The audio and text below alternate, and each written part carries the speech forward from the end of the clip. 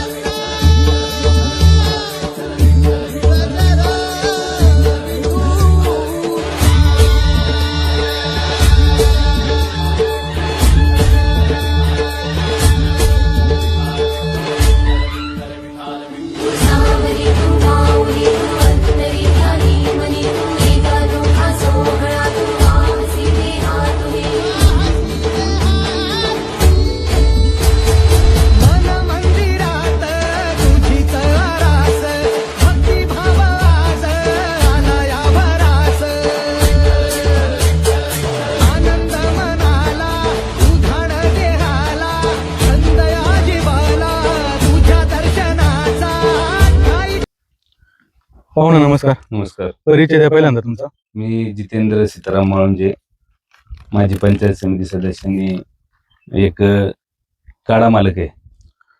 कळमजाई यात्रा उत्सव भव्य बैलगाडा शर्यत कुरवंडी या गावामध्ये होणार आहे. तर यात्रेचं आयोजन नियोजन कसं आहे? 2020 बैलगाडा शर्यत आहे, कसं असं नियोजन तुमचं? 2020चं नियोजन केले सर्व शासकीय नियमाच्या अटीनुसार होणार आहे आणि जे नियम गावाने ठरवलेत ते सगळे अंमलात आणले जातील याचा प्रयत्न आम्ही करणार आहे.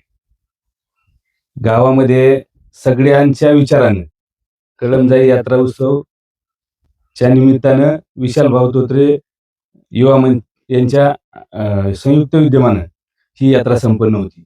याच्यामध्ये सर्व आदर्श गाव कुरवंडी मतेवाडी हे सगळे ग्रामस्थ या यात्रेमध्ये सहभागी आहेत आणि ही यात्रा एक चांगल्या प्रकारची यात्रा व्हावी अशी सर्वांची या ठिकाणी मानस आहे आणि त्याच्यामुळं त्याच पद्धतीची यात्रा करण्याचा प्रयत्न आम्ही करणार आहे.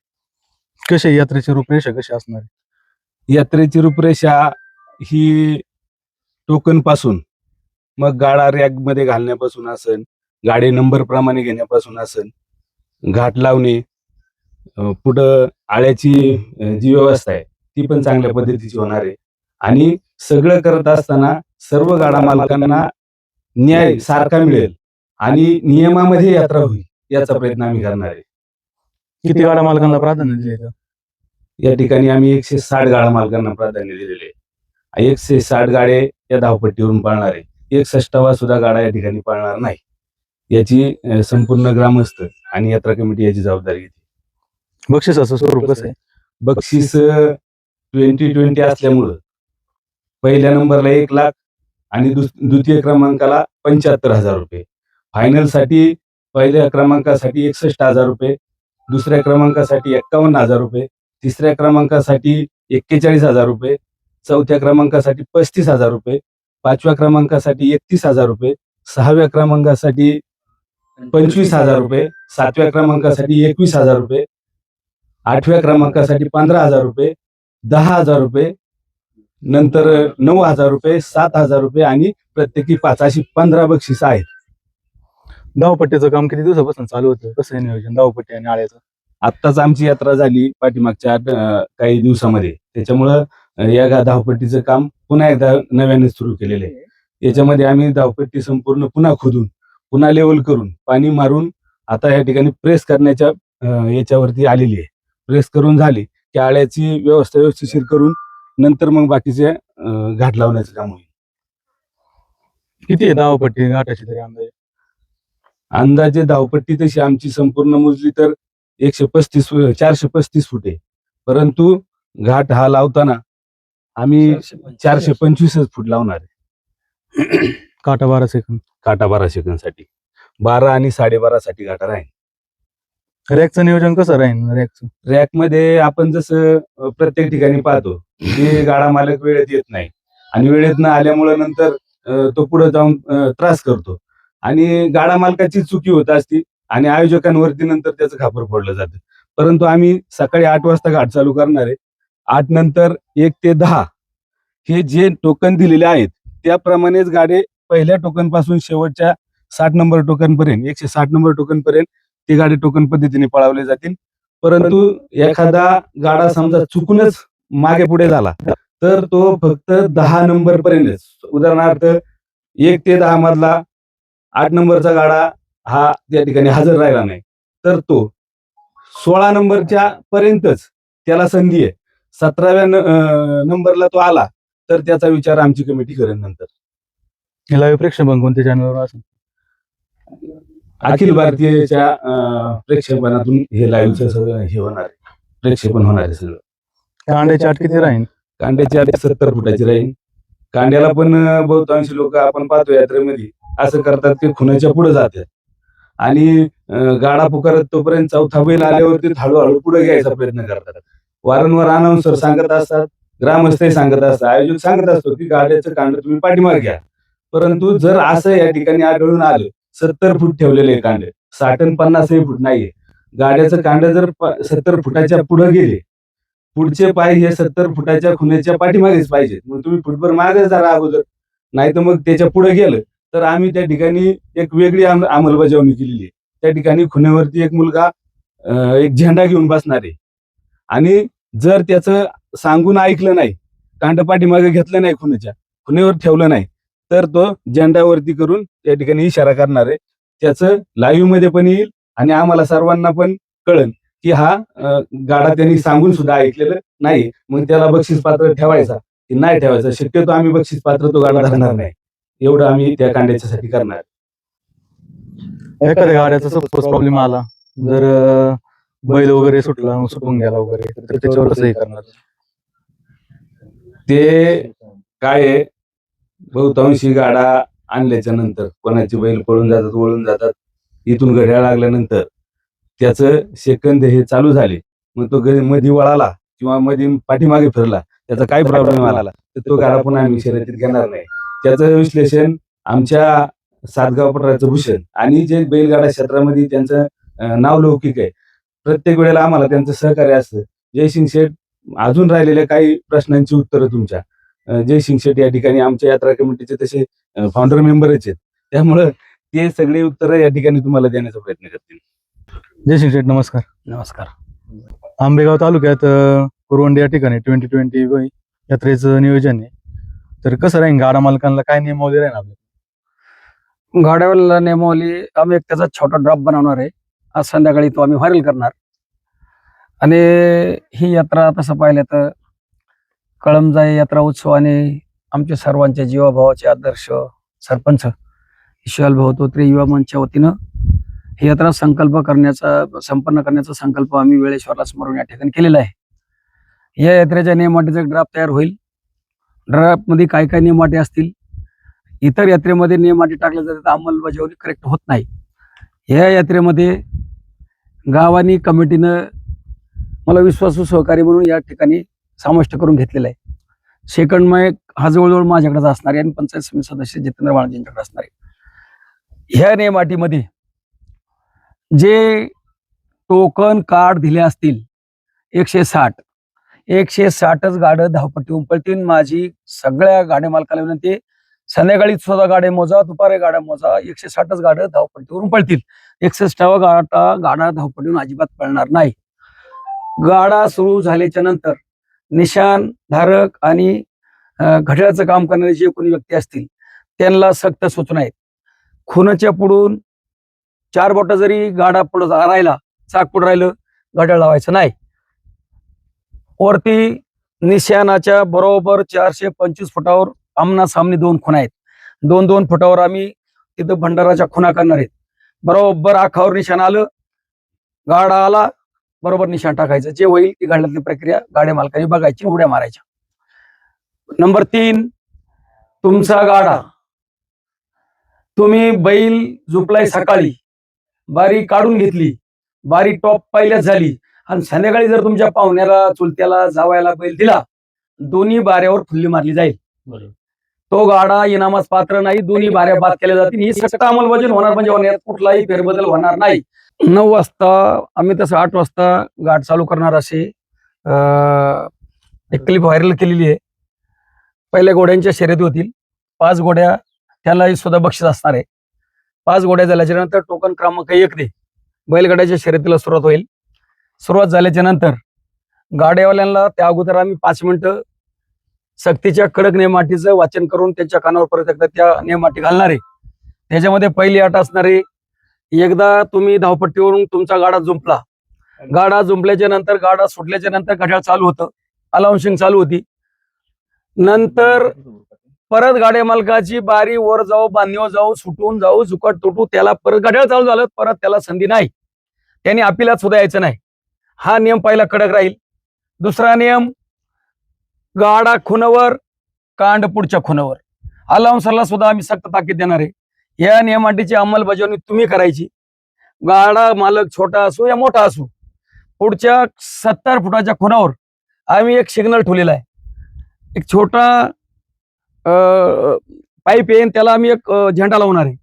जर कांड त्या 70 फुटाच्या पुढे जरी असेल, तो आमचा पंच तो झेंडा वर करील. अलाउन्सर लगेच सांगायचं कांड माग घ्या. गाडा पुढे असन, गाडीवाला प्रत्येक वेळा सांगणार नाही गाडा पुढे घ्या, माग घ्या म्हणून, त्या अलाउन्सरने बघून सांगायचं. ह्या नियमाटी सुरू होतील.